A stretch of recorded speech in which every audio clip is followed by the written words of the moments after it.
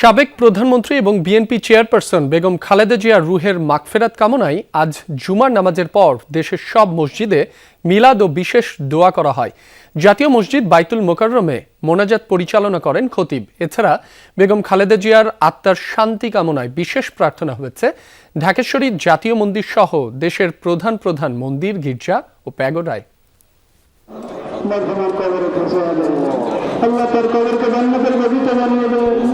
সাবেক প্রধানমন্ত্রী এবং বিএনপি চেয়ারপারসন বেগম খালেদা জিয়ার রুহের মাগফিরাত কামনায় দেশব্যাপী বিশেষ দোয়া ও মোনাজাতের আয়োজন করা হয়। বাইতুল মোকাররমেও ছিল আয়োজন, যা পরিচালনা করেন জাতীয় মসজিদটির খতিব।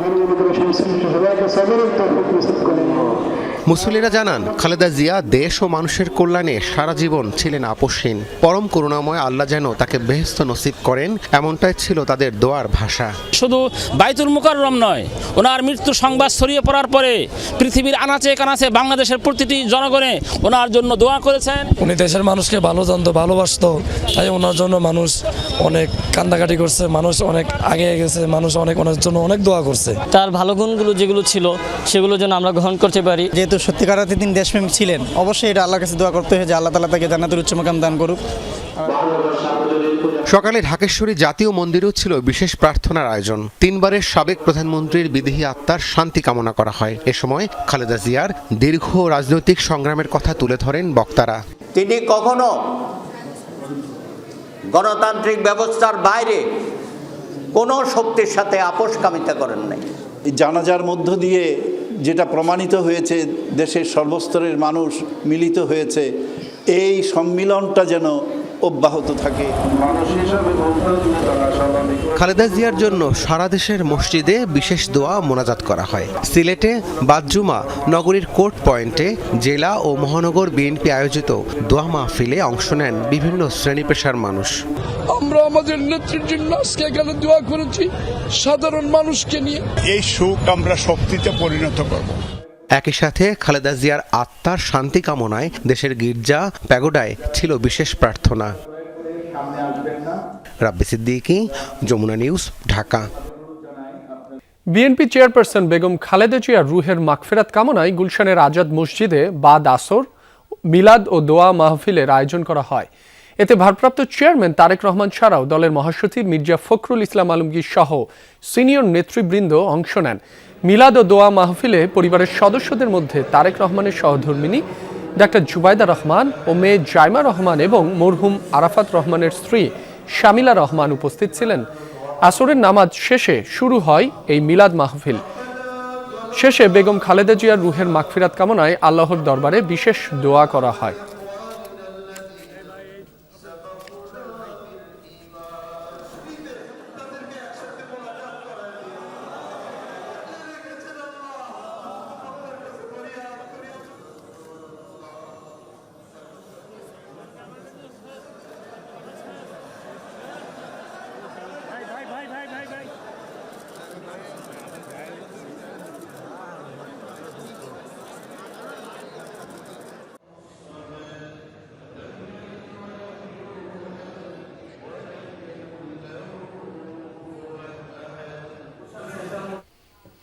খালেদা জিয়ার রুহের মাগফিরাত কামনায় তার কবর জিয়ারত করতে জিয়া উদ্যানে যাওয়ার কথা রয়েছে ছেলে তারেক রহমানের।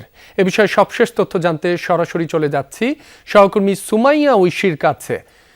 ঐশী, তারেক রহমান কখন নাগাদ জিয়া উদ্যানে পৌঁছাতে পারেন? নিরাপত্তা ব্যবস্থায় কোনো পরিবর্তন দেখতে পাচ্ছেন কিনা সে বিষয়েও জানাবেন।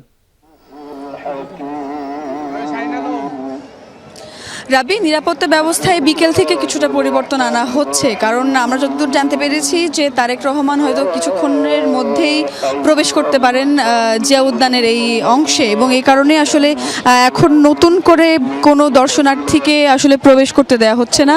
যারা এখানে ছিলেন তাদেরকে আগামী 10 থেকে 15 মিনিটের মধ্যে স্থান ত্যাগের জন্য বারবার বলা হচ্ছে, মাইকে ঘোষণা করা হচ্ছে নতুন করে কেউ ঢুকতে পারবেন না। তবে এখন যারা আছেন তারা কিছুক্ষণের মধ্যে তাদেরকে থেকে সরিয়ে দেওয়ার ব্যবস্থা হতে পারে এবং সেই প্রস্তুতিও আমরা দেখছি। আমাদের যেই ব্রিজ দিয়ে মূলত প্রবেশ করতে হয় রাস্তা থেকে মূল যে জিয়া উদ্যানের যে অংশটি, সেখানে প্রবেশের যে ব্রিজটি রয়েছে সেই ব্রিজে আসলে সেনাবাহিনী, বিজিবির পক্ষ থেকে এবং পুলিশের পক্ষ থেকে এখন কিন্তু বেশ কড়াকড়ি অবস্থান আমরা দেখতে পেয়েছি। কিছুক্ষণ আগেও খুব নিয়ন্ত্রণ করা হচ্ছে ভিড়, যে নিরাপত্তা ব্যবস্থা নিয়েও আসলে বেশ কিছুটা পরিবর্তনও লক্ষ্য করা যাচ্ছে। তবে সাধারণ মানুষ যারা এখন ভেতরে আছেন তারা কিন্তু ভীষণ এখনো পর্যন্ত ভিড় করে আছেন মাজারের এই অংশে। একটিবার দেখার যেই মানুষের মধ্যে স্পৃহা, একটিবার দেখার যেই মানুষের যেই ইচ্ছা, সেই জায়গা থেকে আসলে মানুষ কিন্তু নির্দেশনা সেভাবে মানার কোনো প্রবণতা আমরা দেখছি না। কারণ বারবারই মাইক থেকে কিছুক্ষণ আগেও ঘোষণা করা হচ্ছিল যে যারা প্রবেশ করেছেন তাদের কিছুক্ষণের মধ্যে বের হয়ে যাওয়ার নির্দেশ দেওয়া হচ্ছিল মাইকে কিছুক্ষণ আগেও। অনেককে আমরা পেয়েছি বিকেল থেকেই যারা আসলে জানাজায় অংশ নিতে চেয়েছিলেন বেগম খালেদা জিয়ার, তবে প্রচণ্ড ভিড়ের কারণে জানাজায় অংশ নিতে পারেননি। তারা আজকে এসেছেন।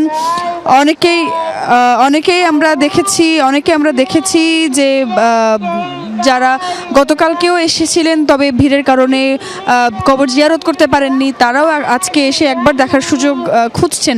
তবে যেহেতু ভীষণ ভিড়, অনেকে কিন্তু একদম কবরের কাছাকাছি যেতে পারছেন না। ফলে যেই কবরের যে স্থান, সেই স্থানটিকে ঘিরে যেই উঁচু স্থাপনা, সেই স্থাপনার উপরে উঠে অনেকেই আমরা দেখতে পাচ্ছি কিন্তু যে অবস্থান নিয়েছেন।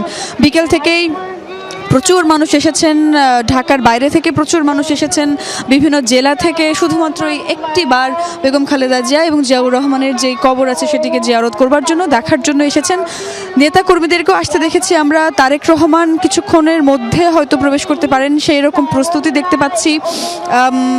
সকালে আমরা দেখেছিলাম যে তারেক রহমানের মেয়ে জাইমা রহমান এবং প্রয়াত তারেক রহমানের ছোট ভাই প্রয়াত কোকর স্ত্রী এবং মেয়েও এসেছিলেন, সেই সঙ্গে তাদের পরিবারের অন্যান্য সদস্যদেরকেও আমরা দেখেছিলাম সকালে কবর জিয়ারত করতে। এবং এরপর বিকেলের পর থেকে বেশ কয়েকজন রাজনৈতিক ব্যক্তিত্বকে, বিএনপির বেশ কয়েকজন রাজনৈতিক ব্যক্তিত্ব, এছাড়া বিএনপির বাইরেও বেশ কয়েকজন নেতাকে আমরা দেখেছি যারা এসে কবর জিয়ারত করেছেন। আমরা দেখেছি ইশরাক এসেছিলেন, একই সঙ্গে আমরা দেখতে পেয়েছিলাম যে মির্জা আব্বাসও এসেছিলেন। মির্জা আব্বাস কিন্তু এখানে এসেও আজকে অভিযোগ করলেন যে সব সাধারণ যে সব মৃত্যু আছে সেগুলো মেনে নেওয়া গেলেও বেগম খালেদা জিয়ার এই মৃত্যুকে আসলে মেনে নিতে ভীষণ রকমের কষ্ট হচ্ছে নেতাকর্মীদের মাঝে। তার কারণ শুরু থেকে যেই অভিযোগটি করা হচ্ছিল, শুরু থেকে যেই বিষয়টি বলা হচ্ছিল যে যখন কারাভোগ করছিলেন বেগম খালেদা জিয়া তখন তাকে স্লো পয়জনিং করা হয়েছিল বলে অভিযোগ করেছেন বিএনপির বেশ কয়েকজন নেতা। ফলে সেই অভিযোগের জায়গাটি এখনও রয়েছে এবং তারা বলছিলেন যে বেগম খালেদা জিয়া সর্বোচ্চ শান্তি পান মৃত্যুর পরে, সেই প্রত্যাশা এবং সাধারণ মানুষের মধ্যেও সেই ভালোবাসা এবং শ্রদ্ধা লক্ষ্য করা যাচ্ছে। ঐশী, আপনাকে ধন্যবাদ। খালেদা জিয়ার প্রয়াণে বিএনপি চেয়ারপারসনের পদ শূন্য হয়েছে। দলটির গঠনতন্ত্র অনুযায়ী ভারপ্রাপ্ত চেয়ারম্যান তারেক রহমান স্বয়ংক্রিয়ভাবে চেয়ারম্যানের দায়িত্বপ্রাপ্ত হয়েছেন। তবে বেগম খালেদা জিয়ার প্রয়াণে দলের 7 দিনের শোক কর্মসূচি চলছে। এই কর্মসূচি শেষে স্থায়ী কমিটির বৈঠকের আগে চেয়ারম্যান পদ ব্যবহার করছেন না তারেক রহমান। স্থায়ী কমিটির বৈঠকের পর আনুষ্ঠানিক ঘোষণা দিবে বিএনপি। বিএনপির প্রতিষ্ঠাতা জিয়াউর রহমানের ইন্তেকালের পর খালেদা জিয়া দলটির হাল ধরেন। রাজনীতিতে যুক্ত হওয়ার 2.5 বছরের মধ্যে তিনি চেয়ারপারসন নির্বাচিত হন। 2018 সালের 8 ফেব্রুয়ারি খালেদা জিয়া কারাগারে যাওয়ার পর গঠনতন্ত্র অনুযায়ী বিএনপির senior vice chairman Tarique Rahman ভারপ্রাপ্ত চেয়ারম্যান হিসেবে দায়িত্ব পান। সেই থেকে তিনি এই দায়িত্ব পালন করছেন। ছুটির দিন সকাল থেকেই বেগম খালেদা জিয়ার সমাধিস্থলে শ্রদ্ধা নিবেদন করছেন হাজারো মানুষ। বিএনপির নেতাকর্মী থেকে শুরু করে সাধারণ মানুষের পাশাপাশি এদিন শ্রদ্ধা জানাতে আসেন জিয়া পরিবারের সদস্যরাও। শ্রদ্ধা ও স্মৃতিচারণে আজ শেষ হচ্ছে 3 দিনের রাষ্ট্রীয় শোক। তবে বিএনপির দলীয় শোক কর্মসূচি চলবে আরও 4 দিন। বেগম খালেদা জিয়ার মৃত্যুতে 3 দিনের রাষ্ট্রীয় শোকের শেষ দিন। শুক্রবার ভোরের আলো ফুটতেই কুয়াশার চাদর ভেদ করে জিয়া উদ্যানে সমাধি কমপ্লেক্সে আসতে থাকেন শত শত মানুষ। শ্রদ্ধা ভক্তিতে তারা স্মরণ করেন স্বামীর পাশে শায়িত 3 বারের সাবেক প্রধানমন্ত্রীকে। নেতাকর্মীরা বলছেন, বেগম খালেদা জিয়ার আদর্শকে লালন করতে জিয়া উদ্যানের এই সমাধি কমপ্লেক্স এখন জাতির জন্য অত্যন্ত গুরুত্বপূর্ণ। দেশ ছাড়িয়ে সারা বিশ্বে ওনার সুনাম আছে। আবেগে আসলে আপ্লুত হয়ে গেছি। ওনার কবর দেখে এত সুন্দর লাগতেছে, এত মনে যেন ফকফকা, মানে পরিষ্কার একেবারে কি রকম আবেগ। একটা আবেগের জায়গা, আরেকটা হচ্ছে আনন্দের, যে আমাদের দুজন নেতা, আমাদের প্রাণপ্রিয় দুজন নেতাই একসাথে। আমার মার মতো, আমার মার নাম খালেদা, আমার মা, আমি মনে করি ওনার মতো নেত্রী আমরা পেয়েছি, উনি যে সম্মান পেয়েছে, আল্লাহ ওনাকে জান্নাতবাসী করুক। এদিন খালেদা জিয়ার প্রতি শ্রদ্ধা জানাতে আসেন ছোট ছেলে আরাফাত রহমানের স্ত্রী শামিলা রহমান, নাতনি জায়মা রহমান সহ পরিবারের সদস্যরা। জিয়ারত শেষে কিছু সময় নীরবে দাঁড়িয়ে দোয়া ও মোনাজাতে খালেদা জিয়ার মাগফিরাত কামনা করেন তারা। তৈরি হয় শোকের আবহ। বেলা গড়ালে সমাধিস্থলে আসেন কেন্দ্রীয় নেতৃবৃন্দ ও আগামী নির্বাচনে বিভিন্ন আসনে বিএনপি মনোনীত প্রার্থী, কর্মী ও সমর্থকরা। খালেদা জিয়ার আদর্শে দেশ গড়ার প্রত্যয় জানান তারা। আজকে গণতন্ত্রের দ্বার প্রান্তে বাংলাদেশ দেখে যেতে পারলেন না, এটা সবচেয়ে বড় দুঃখ। তাকে স্লো পয়জনের মাধ্যমে হত্যার উদ্দেশ্য ছিল, সেটাই আজকে হয়েছে। এই হত্যার দায় আওয়ামী লীগ শেখ হাসিনা এড়াতে পারবেন না। তিনি ব্যক্তিগতভাবে যে সমস্ত গুণের অধিকারী ছিলেন, বিনয়ী ছিলেন, প্রতিহিংসার রাজনীতির বাইরে ছিলেন। যতটুকু প্রাপ্য আছেই যে আমরা তার জন্য তার কাজকে মনে প্রাণে ধারণ করে, তার আদর্শকে ধারণ করে আমরা সামনের দিনে পথ চলি। এর আগে সকালে খালেদা জিয়ার সমাধিস্থলে শ্রদ্ধা জানায় বিজিএমইএ সহ বিভিন্ন পেশাজীবী সংগঠন। বাদজুমা মসজিদে মসজিদে খালেদা জিয়ার মাগফিরাত কামনায় মিলাদ শেষে দোয়া করা হয়। চেয়ারপারসনের মৃত্যুতে বিএনপির দলীয় শোক কর্মসূচি চলবে আরও 4 দিন। তানজিম শাফিন, যমুনা নিউজ, ঢাকা। নির্বাচনের দিকে এগিয়ে যাচ্ছে বাংলাদেশ। সবকিছু ঠিকঠাক হলে বাড়বে আঞ্চলিক প্রতিবেশী সুলভ মনোভাব। কথা বললেন ভারতের পররাষ্ট্রমন্ত্রী সুব্রমণিয়ম জয়শঙ্কর। ঢাকায় সাবেক প্রধানমন্ত্রী বেগম খালেদা জিয়ার প্রতি শ্রদ্ধা জানিয়ে ভারত ফেরার পর বাংলাদেশে চলমান অস্থিরতা এবং ভারতের পররাষ্ট্র নীতি নিয়ে তাকে প্রশ্ন করা হয়। তার জবাবে এসব কথা বলেন জয়শঙ্কর। বিভিন্ন চরিত্রের প্রতিবেশী রাষ্ট্র দিয়ে ঘেরা ভারত, যারা ক্ষতিকর নয় এবং সদয়, তাদের প্রতি নয়াদিল্লির আচরণও সৌহার্দ্যপূর্ণ। আমরা বিনিয়োগ, সহযোগিতা ও পারস্পরিক বোঝাপড়ায় বিশ্বাসী, কারণ ভারত একা নয়, সবাইকে নিয়ে উন্নতি করতে চায়। আমার ধারণা এই বার্তাটুকু বাংলাদেশকেও পৌঁছে দিতে পেরেছি। নির্বাচনের দিকে এগিয়ে যাচ্ছে বাংলাদেশ, তাদের জন্য শুভকামনা। আশা করি পরিস্থিতি স্বাভাবিক হলে প্রতিবেশী সুলভ সম্পর্ক আরো দৃঢ় হবে। ছুটির দিনেও সারা দেশে হয়েছে ত্রয়োদশ জাতীয় সংসদ নির্বাচনে প্রার্থীদের মনোনয়নপত্র যাচাই বাছাই কার্যক্রম। প্রার্থীদের দাখিলকৃত মনোনয়নপত্র কার্যবিধি অনুযায়ী যাচাই বাছাই করা হচ্ছে। কার্যবিধি অনুযায়ী যাচাই বাতিল করা হয় বগুড়া 2 আসনে নাগরিক ঐক্যের সভাপতি মাহমুদুর রহমান মান্না এবং কক্সবাজার 2 আসনে জামায়াতের সহকারী সেক্রেটারি জেনারেল হামিদুর রহমান আজাদের প্রার্থিতা। তবে তারা আপিল কার্যক্রমে অংশ নিতে পারবেন। শুক্রবার সাপ্তাহিক ছুটির দিন। এদিনও নির্বাচন কমিশন, বিভাগীয় কমিশনার ও রিটার্নিং কর্মকর্তার কার্যালয়ে চলে ত্রয়োদশ জাতীয় সংসদ নির্বাচনের মনোনয়নপত্র যাচাই বাছাই। রংপুরে জেলা প্রশাসকের সম্মেলন কক্ষে সকাল 10:30 থেকে শুরু হয় যাচাই বাছাই কার্যক্রম। 100% ভোটারের স্বাক্ষরে গরমিল, হোল্ডিং ট্যাক্স ও টেলিফোন বিলের বকেয়া পরিশোধ না করায় রংপুর 3 আসনের 3 জনের প্রার্থিতা বাতিল করা হয়। বৈধ ঘোষণা করা হয় 7 প্রার্থীর মনোনয়নপত্র। রংপুর 4 আসনে বৈধ ঘোষণা করা হয় এনসিপির সদস্য সচিব আক্তার হোসেনের মনোনয়ন। 3 জন প্রার্থীর মনোনয়ন বাতিল হয়েছে এবং 7 জন প্রার্থীর মনোনয়নপত্র বৈধ বলে বিবেচিত হয়েছে। বগুড়া 2 আসনে হলফনামায় স্বাক্ষর ও তারিখের গরমিল থাকায় বাতিল করা হয় নাগরিক ঐক্যের সভাপতি মাহমুদুর রহমান মান্নার মনোনয়ন। যাচাই বাছাই কার্যক্রমে কক্সবাজার 1 আসনে বৈধ ঘোষণা করা হয় বিএনপি প্রার্থী সালাহউদ্দিন আহমেদের মনোনয়ন। বাতিল করা হয় 2 জনের প্রার্থিতা।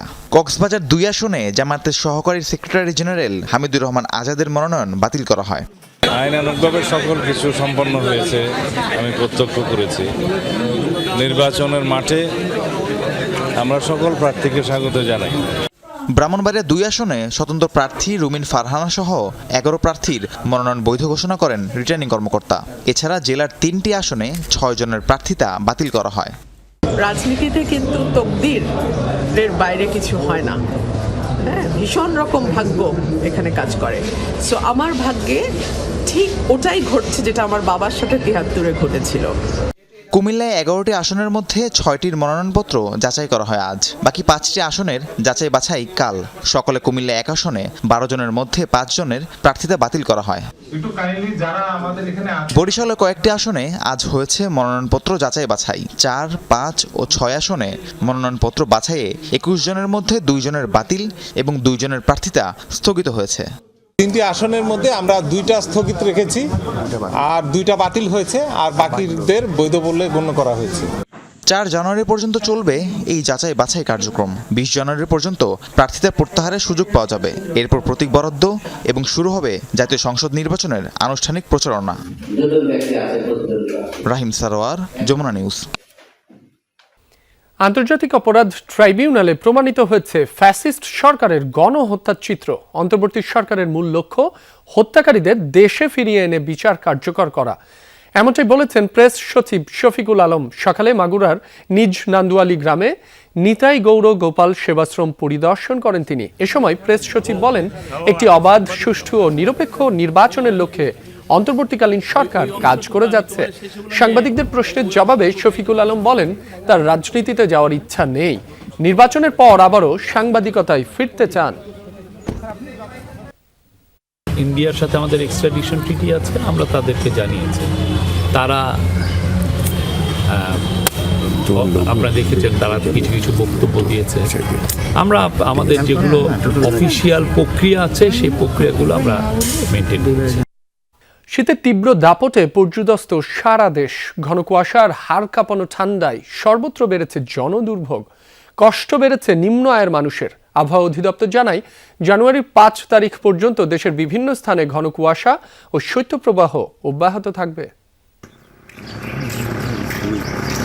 পৌষের মধ্যভাগে সারা দেশেই শীতের দাপট, কনকনে ঠান্ডায় স্থবির জনজীবন। শুক্রবার দেশের সর্বনিম্ন তাপমাত্রা রেকর্ড হয়েছে যশোরে ৮ ডিগ্রি সেলসিয়াস। ভোর থেকে ছিল ঘন কুয়াশা। ঠান্ডা যে এত প্রচুর ঠান্ডা, ঠান্ডার জন্য বাড়ির তো বাইরে ওয়ান যাইতেছে না। যে পরিমাণ ঠান্ডা তাতে আমরা রাস্তাঘাটে বেরোতে পারছি না। শীত লাগে, ঘুমাতে পারি না, মানে শরীর কাঁপে, অনেক কষ্ট হয়। ঘন কুয়াশার প্রকোপে পথে পথে হেডলাইট জ্বালিয়ে যানবাহন চলতে দেখা যায়। বেলা গড়ালে অনেক জায়গায় সূর্য দেখা মিললেও নেই উত্তাপ। তীব্র শীতে জরুরি প্রয়োজন ছাড়া বের হচ্ছে না মানুষ, বিপাকে খেটে খাওয়া মানুষ।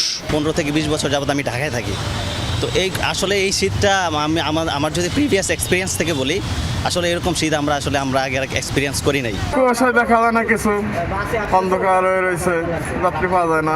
গত 1 সপ্তাহ ধরে যে শীত পড়ছে, কাম কাজ করা খুব অসুবিধা হইতেছে। কাম কাজ করানো যায় না, ঘর থেকে বেরোনো যায় না। গরম কাপড়ের অভাবে কষ্টে দিন কাটছে দরিদ্র ও ছিন্নমূল মানুষের। সরকারি ও বেসরকারি উদ্যোগে শীতবস্ত্র বিতরণ করা হলেও তা অপর্যাপ্ত। শীতের সাথে পাল্লা দিয়ে বাড়ছে ঠান্ডাজনিত রোগের প্রকোপ। আক্রান্তদের বেশিরভাগই শিশু ও বয়স্ক। দিনের বেলা হালকাটা মোটামুটি পাওয়া যায়, এতটা পাওয়া যায় না, রাতে প্রচন্ড ঠান্ডা হয়। এদিকে আবহাওয়া অধিদপ্তর দ্রুতই শীতের প্রকোপ কমার কোনো সুসংবাদ দিতে পারেনি। আগামী আরো 2 দিন ঘন কুয়াশা থাকবে, সর্বনিম্ন এবং সর্বোচ্চ তাপমাত্রাটা বেড়ে যাবে, কিন্তু আমাদের ফিল্ড তাপমাত্রাটা তুলনামূলক কম থাকবে এবং 5 তারিখ পর্যন্ত এই অবস্থাটা অব্যাহত থাকবে এবং 6 তারিখ থেকে দিন এবং রাতের তাপমাত্রাটা আরও কমে আসবে এবং এটা আগামী 1 সপ্তাহ পর্যন্ত এই অবস্থাটা বিরাজ করবে। আবহাওয়া অধিদপ্তর জানায়, জানুয়ারির প্রথমার্ধে তীব্র থেকে মাঝারি শৈত্যপ্রবাহের সম্ভাবনা আছে, আর শেষার্ধে থাকছে মৃদু থেকে মাঝারি শৈত্যপ্রবাহের সম্ভাবনা। তানভীর মৌসুম, যমুনা নিউজ, ঢাকা। ঘন কুয়াশায় ফ্লাইট শিডিউল বিপর্যয় হয়েছে হযরত শাহজালাল আন্তর্জাতিক বিমানবন্দরে। বৃহস্পতিবার মধ্যরাত থেকে বিভিন্ন গন্তব্যে থেকে ঢাকামুখী অন্তত 9টি ফ্লাইটকে অন্যত্র পাঠানো হয়েছে। এ নিয়ে ভোগান্তিতে পড়েছে হাজারো মানুষ। ঘন্টার পর ঘন্টা অপেক্ষা করেও স্বজনদের দেখা না মেলায় ক্ষোভ জানান তারা। শত শত মানুষ আগমনী টার্মিনালে প্রিয়জনকে গ্রহণ করতে ঘন্টার পর ঘন্টা অপেক্ষা।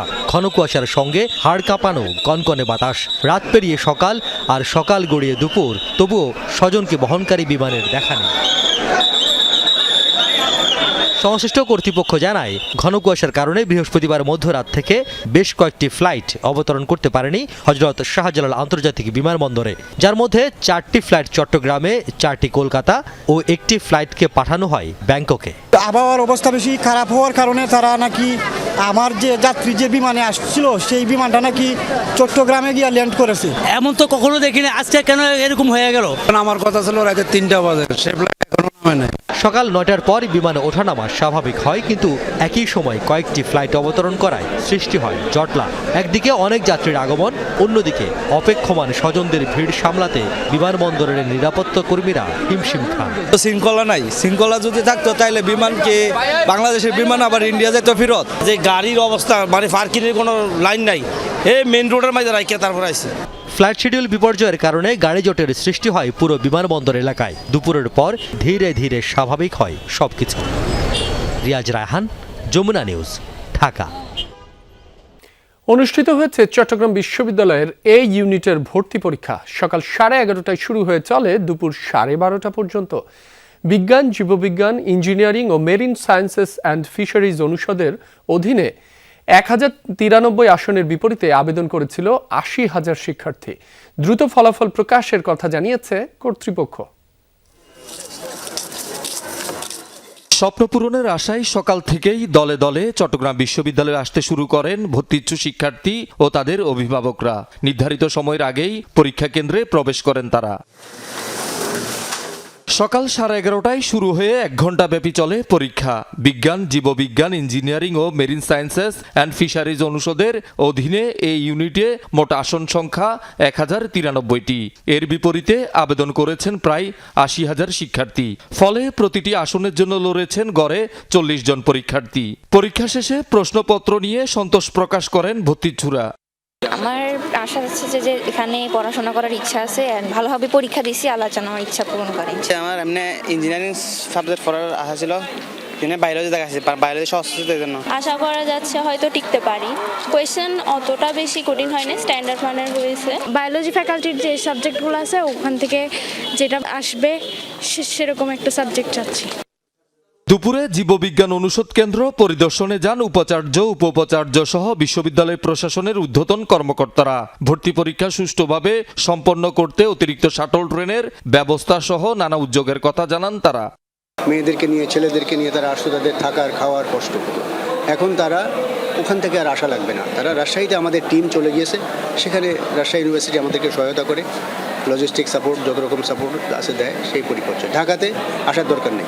আমাদের বিশ্ববিদ্যালয় দীর্ঘদিন ধরে আমাদের এই সুনামটা আছে, অন্তত আমাদের পরীক্ষা প্রশ্নপত্র ফাঁসের কোনো নজির আমাদের বিশ্ববিদ্যালয় নেই। আমরা রেজাল্টটা দেবো তখনই যখন 100% আমরা নিশ্চিত হই যে এই রেজাল্টের মধ্যে কোনো ভুল নেই, তখনই রেজাল্টটা পাবলিশ করা হবে। পরীক্ষার সার্বিক ব্যবস্থাপনা নিয়ে সন্তুষ্টি জানান অভিভাবকরাও।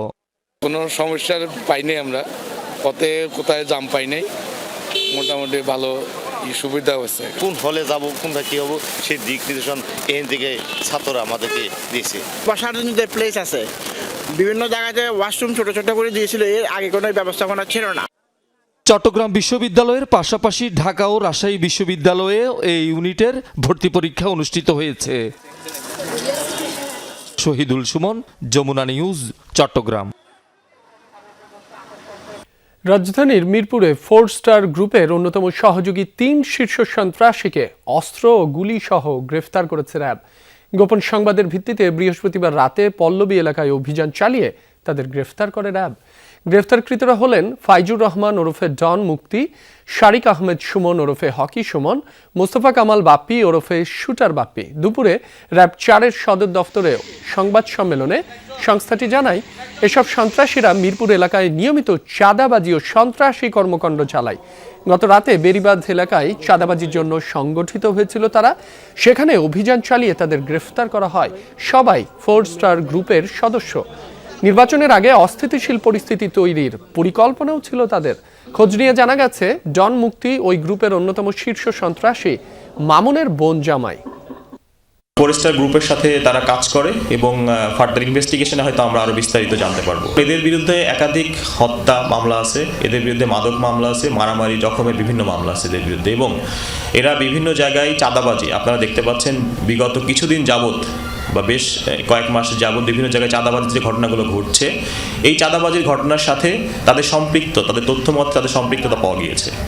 ভোলায় মেঘনা নদীতে ঘন কুয়াশার মধ্যে জাহাজের ধাক্কায় ডুবে গেছে লবণ বোঝাই একটি ট্রলার।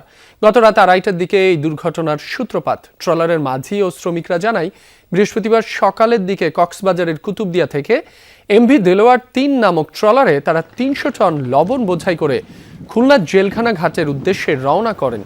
ভোলা সদরের তুলাতুলি এলাকায় মেঘনা নদীতে আসলে ঘন কুয়াশার মধ্যে পড়েন। ওই সময় একটি জাহাজ তাদের ট্রলারে ধাক্কা দেয়। এতে ট্রলারে পানি ঢুকতে শুরু করে। তীরের কাছাকাছি পৌঁছালে ট্রলারটি ডুবে যায়। এ সময় ট্রলারে থাকা 7 আরোহী আরেকটি ছোট নৌকার সাহায্যে তীরে পৌঁছান। ট্রলার মালিকের দাবি প্রায় 50 লাখ টাকার ক্ষয়ক্ষতি হয়েছে। ডুবে যাওয়া ট্রলারটি উদ্ধারের চেষ্টা করছেন কোস্টগার্ড দক্ষিণ জোনের সদস্যরা। কুয়াশার কারণে আমি গ্যারাবি দিছি।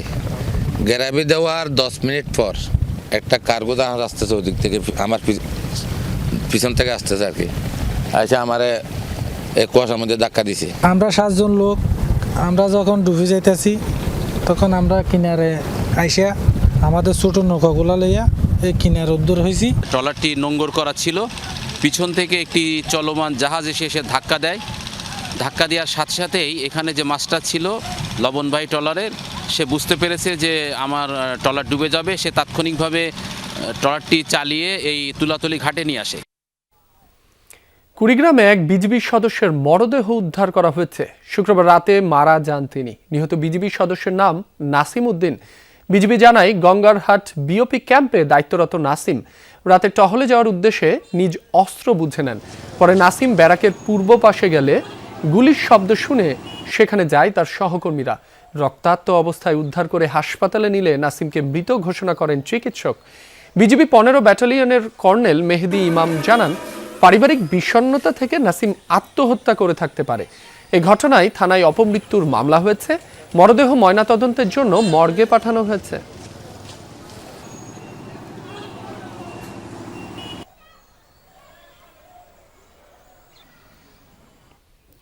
আগের সব রেকর্ড ভেঙে 2025 সালে সর্বোচ্চ রেমিটেন্স পাঠিয়েছেন প্রবাসীরা। প্রথমবারের মতো একক বছরে ব্যাংকিং চ্যানেলে আসা রেমিটেন্সের পরিমাণ $32 বিলিয়ন ছাড়িয়েছে। এর আগে কোনো বছরই $30 বিলিয়ন অতিক্রম করেনি। সদ্যবিদায়ী বছরে প্রবাসীরা মোট $32.82 বিলিয়ন বা $3,282 কোটি সমপরিমাণ অর্থ দেশে এসেছে। 2024 সালে এসেছিল $2,689 কোটি। সেই হিসাবে এক বছরে রেমিটেন্স বেড়েছে $593 কোটি বা 22%। জুলাই গণ অভ্যুত্থানের পর গত বছরের শেষ 5 মাসে উচ্চ রেমিটেন্স প্রবাহের কারণে 2024 সালেও বড় প্রবৃদ্ধি ছিল। গণ অভ্যুত্থান পরবর্তী সময়ে সামষ্টিক অর্থনৈতিক স্থিতিশীলতা ফেরাতে রেমিটেন্সই সবচেয়ে বড় ভূমিকা রেখেছে। ব্যাংকাররা বলছেন, ডলারের অবৈধ বাজার সংকুচিত হওয়ায় প্রবাসীরা অর্থ বৈধ ব্যাংকিং চ্যানেলে পাঠাচ্ছেন। পাশাপাশি ডলারের বিনিময় মূল্য স্থিতিশীল থাকায় প্রবাসীরা আর ডলার ধরে রাখছেন না। এতে ধারাবাহিকভাবে রেমিটেন্সের উচ্চ প্রবাহ বজায় আছে।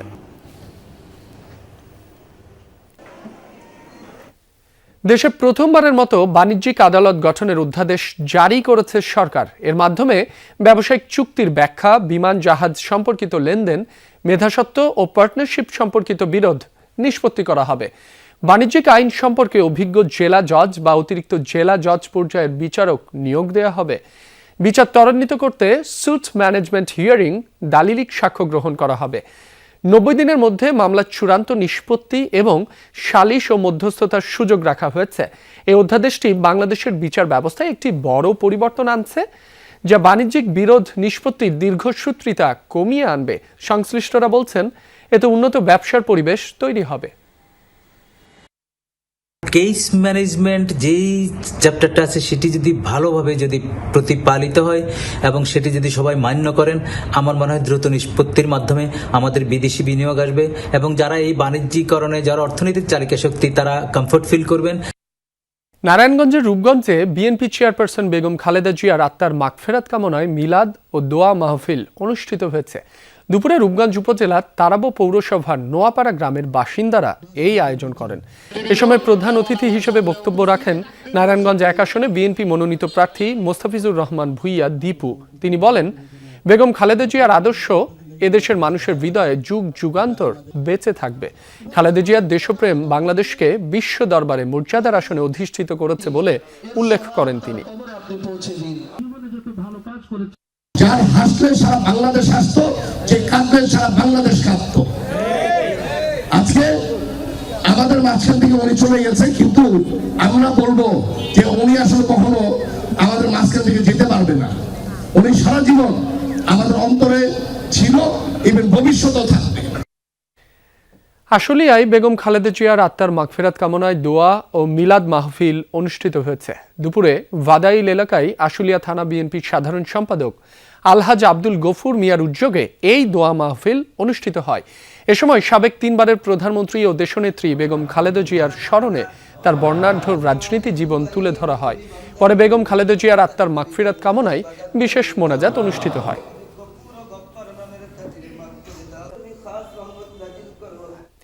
খালেদা জিয়ার রুহের মাগফিরাত কামনায় তার কবর জিয়ারত করতে জিয়া উদ্যানে যাওয়ার কথা রয়েছে ছেলে তারেক রহমানের।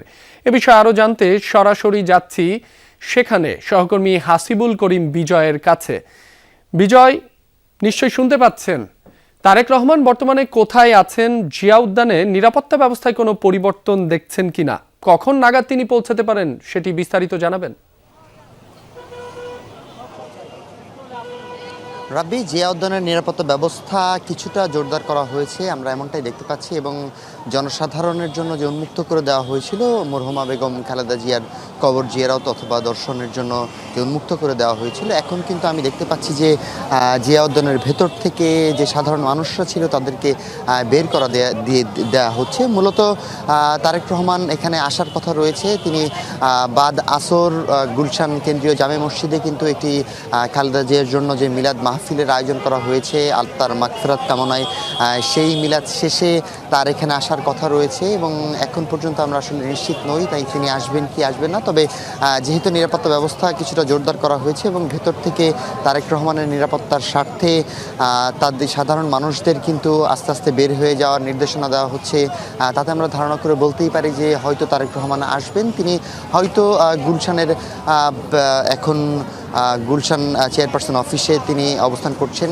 অথবা সেখান থেকেই তিনি হয়তো আসবেন এখানে। এবং আমি এখানে যেমনটি দেখতে পাচ্ছি যে এখানে কিন্তু প্রচণ্ড মানুষের ভিড়, যেহেতু জনসাধারণের জন্য মরহুমা বেগম খালেদা জিয়ার কবরটি উন্মুক্ত করে দেওয়া হয়েছে।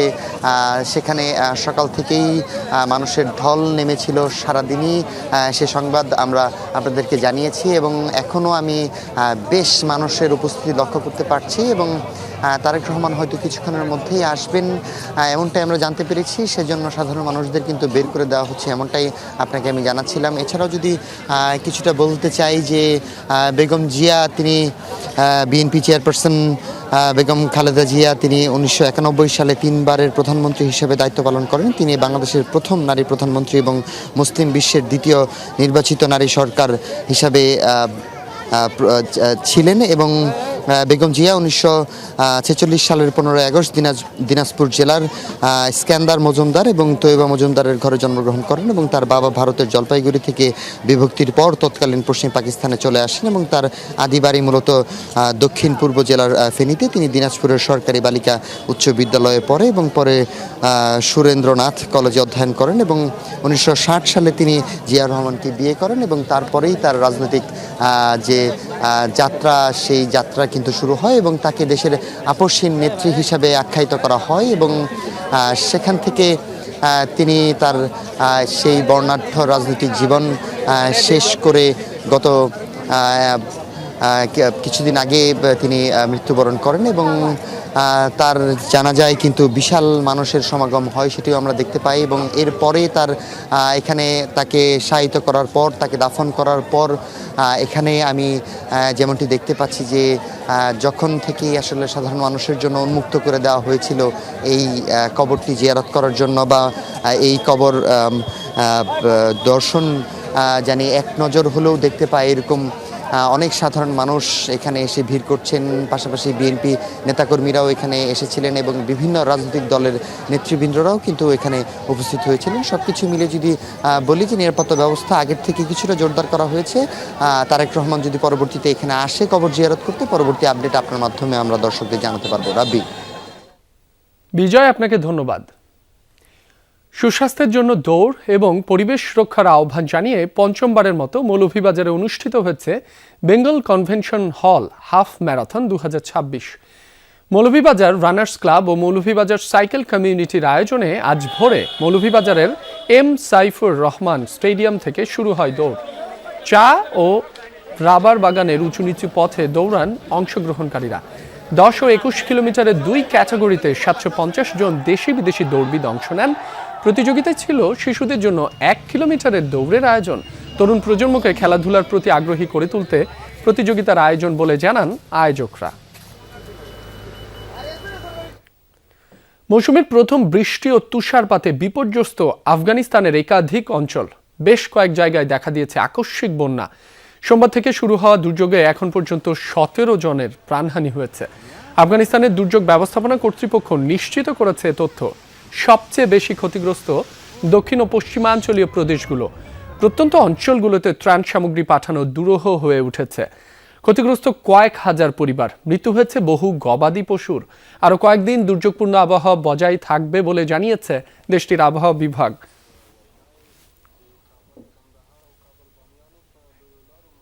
নিউ ইয়র্ক সিটির মেয়র হিসেবে আনুষ্ঠানিক শপথ নিলেন ডেমোক্র্যাট নেতা জোহরান মামদানি। বৃহস্পতিবার স্ত্রী রামা দুয়াজিকে সাথে নিয়ে সিটি হল পৌঁছান তিনি। সেখানেই সাধারণ নিউ ইয়র্কবাসীর সামনে হয় তার আনুষ্ঠানিক অভিষেক। তাকে শপথ বাক্য পাঠ করান মার্কিন সিনেটর বার্নি স্যান্ডার্স। সে সময় নবনির্বাচিত মেয়র সিক্ত হন হাজারো মানুষের ভালোবাসায়। জয়ধ্বনিতে মুখরিত হয় পুরো প্রাঙ্গণ। শহর জুড়ে বিভিন্ন স্থানে বড় স্ক্রিনে সরাসরি সম্প্রচার করা হয় এই অনুষ্ঠান। শপথ নিয়েই শ্রমজীবী মানুষের পাশে দাঁড়ানোর ঘোষণা দেন মামদানি। তার উপর ভরসা করার জন্য সাধারণ মানুষকে ধন্যবাদও জানান তিনি।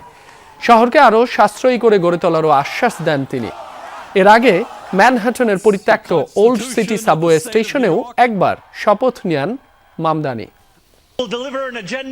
আমরা নিউ ইয়র্কের প্রতিটি মানুষের কাছে জবাবদিহি করব, কোনো ধনকুবের বা ক্ষমতাধর মানুষের কাছে নয়, যারা মনে করে গণতন্ত্র কেনা যায়। আমি ডেমোক্রেটিক সোশ্যালিস্ট হিসেবে নির্বাচিত হয়েছি এবং ডেমোক্রেটিক সোশ্যালিস্ট হিসেবেই শাসন করব।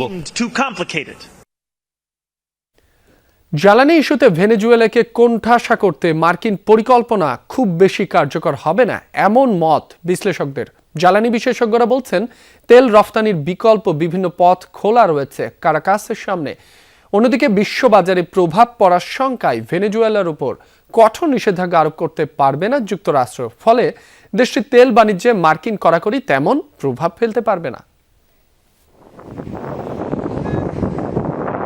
ভেনেজুয়েলাকে ঘিরে একদিকে প্রস্তুত মার্কিন সামরিক বাহিনী, যে কোনো মুহূর্তে হামলার জন্য তৈরি যুক্তরাষ্ট্রের সেনা, নৌ ও বিমান বাহিনী।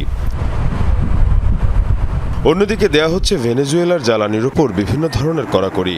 গেল বুধবার ট্রাম্প প্রশাসন ভেনেজুয়েলার তেল খাতে পরিচালিত 4টি কোম্পানি ও সেগুলোর সাথে সংশ্লিষ্ট তেলবাহী ট্যাঙ্কারের ওপর নতুন করে নিষেধাজ্ঞা আরোপ করে। এ অবস্থায় প্রশ্ন উঠেছে দেশটির জ্বালানির উপর নিষেধাজ্ঞার পরিধি বাড়ানো হলে তার পরিণতি নিয়ে। বিশ্লেষকরা বলছেন মার্কিন কড়াকড়ি সত্ত্বেও নিজেদের জ্বালানি তেল রফতানির বিকল্প বিভিন্ন পথ রয়েছে ভেনেজুয়েলার সামনে। ভেনেজুয়েলা কর্তৃপক্ষ চাইলে আগামী 3 থেকে 4 মাসের মধ্যেই জ্বালানি সংকটের সমাধান করতে পারে।